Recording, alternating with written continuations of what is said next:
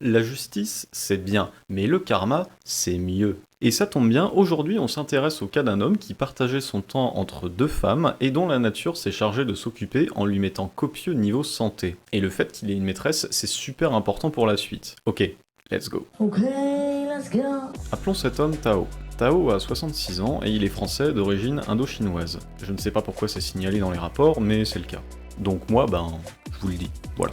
Et comme à chaque vidéo, c'est l'heure de faire la liste des antécédents de notre protagoniste. J'espère que vous êtes prêts. Alors, Tao souffre de la goutte, une maladie articulaire pour laquelle il prend deux médicaments, de la colchicine et de l'allopurinol. Ce sera important pour la suite, on y reviendra. Un diabète de type 2, une surdité, un trouble du rythme cardiaque qui a entraîné la pose d'un pacemaker il y a une dizaine d'années, une neuropathie sensitive des membres inférieurs qui fait qu'il se déplace difficilement, une dégénérescence maculaire, une maladie ophtalmique qui fait qu'il voit plus super bien, une hypothyroïdie, donc un trouble de la glande thyroïde au niveau de la gorge, et une insuffisance rénale. En plus d'avoir une liste d'antécédents longue comme le bras, notre héros du jour est aussi un grand amateur de whisky et de tabac. Après tout, quand on a la santé, on peut bien se faire plaisir, hein. Ne me demandez pas qui sont les deux courageuses qui arrivent à supporter le bonhomme, j'en ai aucune idée. Voilà, maintenant qu'on a fait le tour du propriétaire, et quel propriétaire, passons à l'intrigue. Le 11 octobre 2016, Tao rejoint sa maîtresse pour plusieurs jours pour passer du temps avec elle. Le 12 octobre, il souffre de vomissements et de douleurs abdominales qui poussent sa maîtresse à le conduire aux urgences dans un hôpital de Rouen.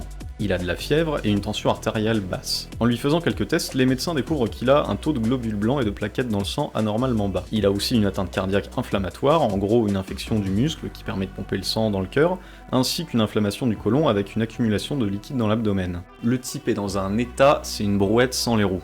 Les médecins mettent Tao sous antibiotiques parce qu'il y a quand même du boulot pour réparer le monsieur, et il est envoyé en médecine interne puis en service de réanimation pour être mis sous surveillance. Sa maîtresse lui rend visite et explique qu'il est de plus en plus confus. Il évoque des idées mystiques et hallucine régulièrement. Mais t'es pas nette, non? Mais si, je suis très net. On lui fait un scanner cérébral, et là encore, c'est le carnaval. On lui découvre une calcification intracérébrale. En gros, une accumulation de dépôts dans le cerveau, mais ça explique pas totalement ses crises de délire. Tao est gardé sous surveillance pour des raisons plutôt évidentes, et on lui administre des traitements symptomatiques, c'est-à-dire des traitements de fond pas vraiment spécifiques, et en l'espace de 3 semaines environ, l'état de Tao s'améliore. Toutes ces anomalies biologiques se corrigent, et Tao quitte l'hôpital pour rejoindre sa femme officielle en ayant perdu des cheveux, ce qu'on appelle une alopécie. Bon alors, qu'est-ce qui s'est passé chez Tao pour en arriver là, parce qu'après tout, jusqu'à présent, les médecins en sont pas sûrs. Et alors accrochez-vous, car l'explication, elle est franchement bonne. Du fait des relations extra-conjugales de Tao, de ses antécédents de surdité et d'atteinte cardiaque, les médecins évoquent une syphilis secondaire, d'autant que cette maladie peut être responsable d'une perte de cheveux. Une co-infection par le virus du sida est aussi possible et pourra expliquer la chute du nombre des globules blancs et des plaquettes lors des tests sanguins.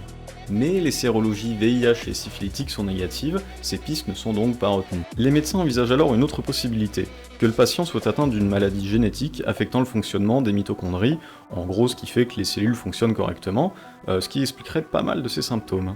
Et là encore, ça colle pas, car aucun cas similaire n'est reporté dans sa famille et Tao ne présente pas de retard mental. Or, c'est généralement le cas avec ce genre de maladie génétique. Une dernière hypothèse serait une intoxication au plomb, ou au mercure, au fer, aux plantes, aux champignons, ou à n'importe quoi d'autre. Mais encore une fois, ça colle pas et ces pistes ne sont pas retenues. Bon, du coup, notre Tao, qu'est-ce qu'il avait ? Eh bien, c'est là qu'intervient un élément mentionné en début de vidéo. Tao prend un traitement pour soigner sa goutte par de la colchicine.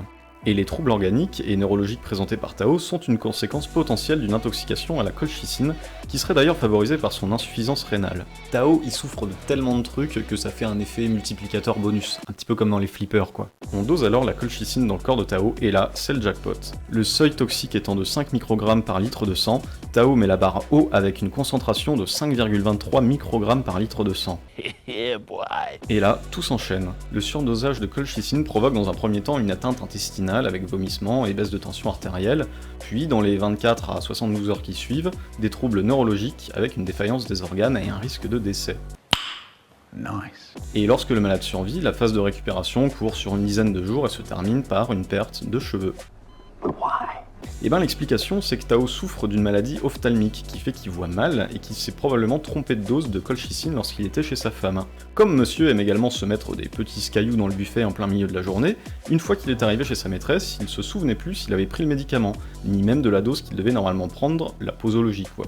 Du coup, de peur de se faire gauler en appelant sa femme depuis chez sa maîtresse pour lui demander combien de colchicine il devait prendre, Tao a préféré jouer les héros et s'est mis une surdose de colchicine en quelques jours, ce qui a failli entraîner sa mort. Tout ça aurait donc pu être évité si Tao était resté chez sa femme, ou s'il ne s'était pas mis Rabza en pleine journée, ou s'il n'était pas à lui seul une représentation du dictionnaire des maladies, qui sait. Mais on ne le dira jamais assez, soyez prudent lorsque vous prenez des médicaments et si vous n'êtes pas sûr de la dose, demandez à un professionnel de la santé. Et on souhaite bonne chance à Tao pour la suite, merci à vous d'avoir suivi cet épisode et à bientôt pour un nouveau cas médical surprenant et prenez soin de vous.